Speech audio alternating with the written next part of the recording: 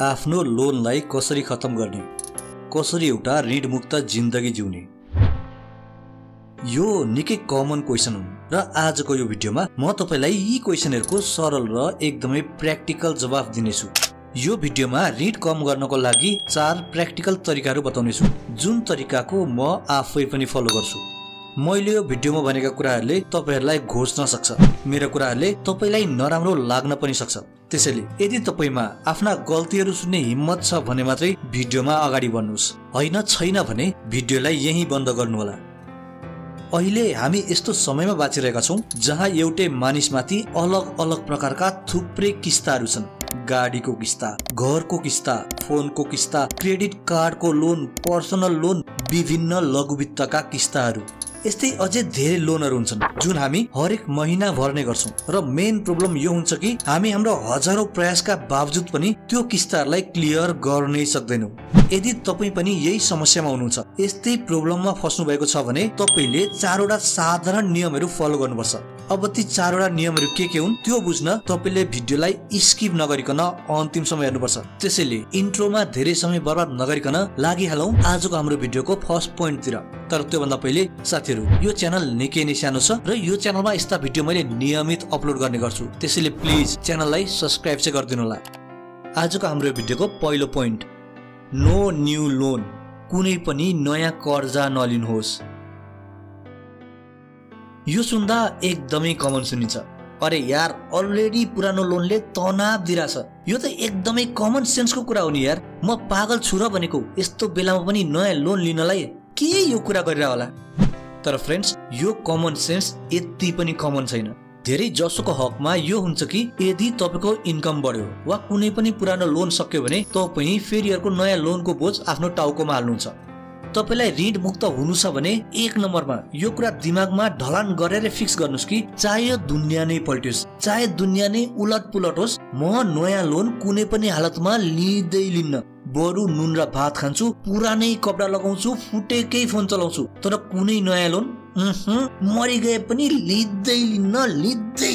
जति जबरजस्ती भए पनि नयाँ लोन त लिँदै लिन्न।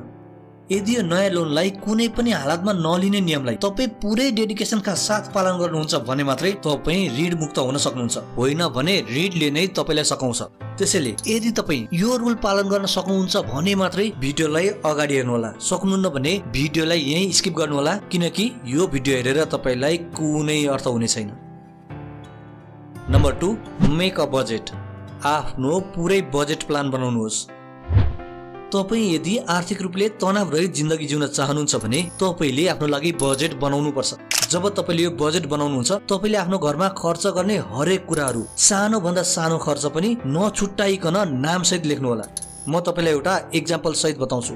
मानुस् कि तपाईको होम लोन छ, car loan, school fee, bike loan, मोबाइलको रिचार्ज, बिजुलीको इन्टरनेट, पानी, दूध, पेट्रोल, रासन, अझै थुप्रै खर्च।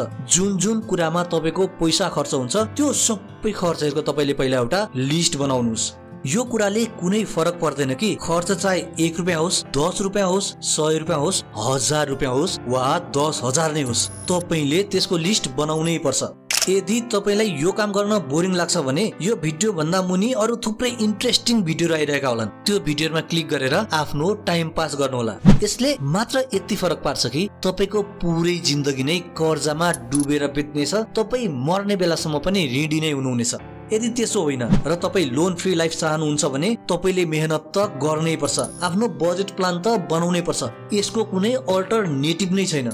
जब तपाईले यो खर्चहरुको लिस्ट बनाउनुहुन्छ, अन्तिममा टोटल गरेर लेख्नु होला। यसबाट तपाईलाई तपाईको मासिक खर्चको अनुमानित अमाउन्ट थाहा हुन्छ। अब यति गरिसकेपछि आफ्नो टोटल इन्कमबाट यो खर्चको अनुमानित बजेटलाई घटाउनु होला र हेर्नु होला तपाईको मन्थली सेभिङ कति छ। अब त्यो बचेको पैसाबाट आधा पैसा तपाईले तपाईको बैंकमा सेभिङ गर्नु होला र अब त्यसबाट बचेको आधा पैसाबाट तपाईले तपाईको महिनाभर चल्नु पर्नेछ। ध्यान राख्नु होला, बजेट बनाउने काम तपाईले स्यालेरी पाउने भन्दा अघिल्लो दिन गर्नुपर्नेछ र सेभिङ गर्ने काम स्यालेरी आएकै दिन गर्नुपर्नेछ, भोलिपल्ट होइन। 1 दिनको डिलेले तपाईलाई धेरै फरक पार्न सक्छ। त्यो बैंकमा सेभिङ गरेको पैसालाई चाहिँ के गर्ने त, त्यो तपाईले आउने पोइन्टमा थाहा पाउनु हुनेछ। तेस्रो नम्बरमा तपाईले गर्नुपर्ने काम हो रिड्युस एक्सपेन्सेस, यानी कि आफ्नो खर्चलाई कम गर्नुहोस्। तपाईले यो कुरा बुझ्न एकदमै जरुरी छ। यदि तपाईले सानोभन्दा सानो खर्च जोगाउनु भयो भने तपाईसँग राम्रो अमाउन्ट बचत हुन्छ। तपाई आफ्नो मोबाइलको रिचार्ज घटाएर मन्थली 100 देखि 500 सम्म बचाउन सक्नुहुन्छ। रुमबाट निस्किनु अघि पंखा, हिटर, बत्ती बन्द गरेर बिजुलीको बिलमा केही रुपैयाँ भए पनि जोगाउन सक्नुहुन्छ। साथीहरूको अगाडि, गर्लफ्रेन्ड बॉयफ्रेन्डको अगाडि सान दिनको लागि गरिने अनावश्यक खर्चलाई मात्रै बन्द गर्नुभयो भने पनि ठूलो रकम जोगिन्छ। तपाईहरुलाई अचम्म लाग्ला, बचत गर्न सिकाउँछु भनेर कन्जुस बन्न पो सिकाइराछ। तर म तपाईलाई यस्तो तरिका पनि सिकाउँदैछु जसले तपाईको कर्जा खत्तम होस्, तपाईको ऋण खत्तम होस्। त्यसैले अलिअलि कन्जुस त तपाई बन्नै पर्छ। जहाँ पनि तपाई आफ्नो खर्च कटाउन सक्नुहुन्छ त्यहाँ आफ्नो खर्च रिड्युस गर्नुस्। यदि 1 रुपैयाँ मात्रै बच्छ भने पनि बचाउनुस् र नयाँ खर्च त्यहाँ मात्र गर्नुस् जहाँ त्यसको जरुरत हुन्छ। हाम्रो यो भिडियोको चौथो र प्रमुख point, make a plan to reduce loan. आफ्नो कर्जालाई खत्तम गर्न प्लानिङ गर्नुहोस्। यसको लागि तपाईले गर्नुपर्ने काम यो हो कि आफ्नो सबै लोनको लिस्ट तयार गर्नुहोस्, त्यसको लोन अमाउन्ट सहित। लिस्ट तयार गरिसकेपछि कुन लोनमा कति % ब्याज लागिरहेको छ त्यो पनि साइडमा लेख्नुहोस्। जस्तै होम लोनमा 8%, कार लोनमा 12%, पर्सनल लोनमा 16%, क्रेडिट कार्डमा 24%। अब लिस्ट तयार भयो, कति लोन छ, कुनमा कति तिर्नुपर्ने छ, कुन लोनको ब्याज दर कति छ, सबै कुरा तपाईको हातमा आयो। अब तपाईले जुन लोनमा ब्याज दर सबैभन्दा बढी छ त्यो लोन पहिला सकाउनु पर्छ। यसको लागि अब के गर्ने त?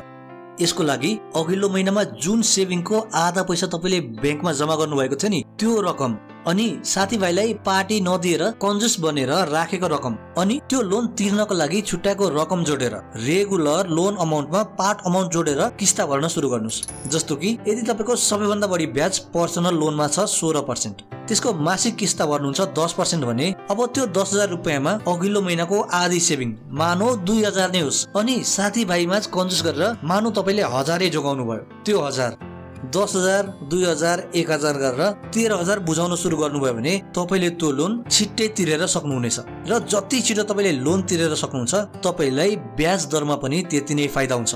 जब तपाईको एउटा किस्ता तिरेर सक्यो नि, अब फेरि नयाँ लोन लिएर नयाँ किस्ताको बोझ बोक्ने होइन। सेकेन्ड लोनमा जुनमा सबैभन्दा बढी ब्याज दर छ त्यसलाई छिट्टै क्लियर गर्ने हो। मानौ सेकेन्डमा हाईएस्ट लोन थियो कार लोन 12% ब्याज दर। कार लोनको रेगुलर किस्ता 24,000 प्लस पर्सनल लोन सकाएर बचेको त्यसको रेगुलर किस्ता 10,000 र अघिल्लो महिनाको सेभिङ 2,000 पार्टी गर्नबाट बचाएको 1,000 गरेर 37,000 प्रति महिनाको दरले त्यो किस्ता क्लियर नभएसम्म भरिराख्ने। र यो प्रोसेसलाई आफ्नो सबै लोन पुरा नभएसम्म गरिराख्नु होला। तर भुलेर पनि नयाँ लोन चाहिँ लिँदै नलिनु होला।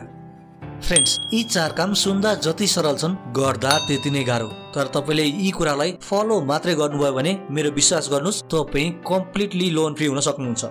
अन्तिममा जाँदा जाँदै तपाईलाई यो भिडियो मन पर्यो र ऋण कम गर्ने अझै धेरै आइडियाहरू जान्न चाहनुहुन्छ भने तल कमेन्टमा पार्ट 2 लेखेर कमेन्ट गर्नु होला। यो भिडियोमा यति नै, हाम्रो भेट। अनि तपाईले पैसा बचाउने उपाय चाहिँ सिक्नु भयो छैन? यो अगाडि स्क्रिनमा आएको भिडियोमा क्लिक गर्नुस् न त। त्यहाँ मैले पैसा बचाउने 5 वटा एकदमै इफेक्टिभ तरिकाहरू बताएको छु। तपाईको र मेरो भेट यही भिडियोमा हुनेछ।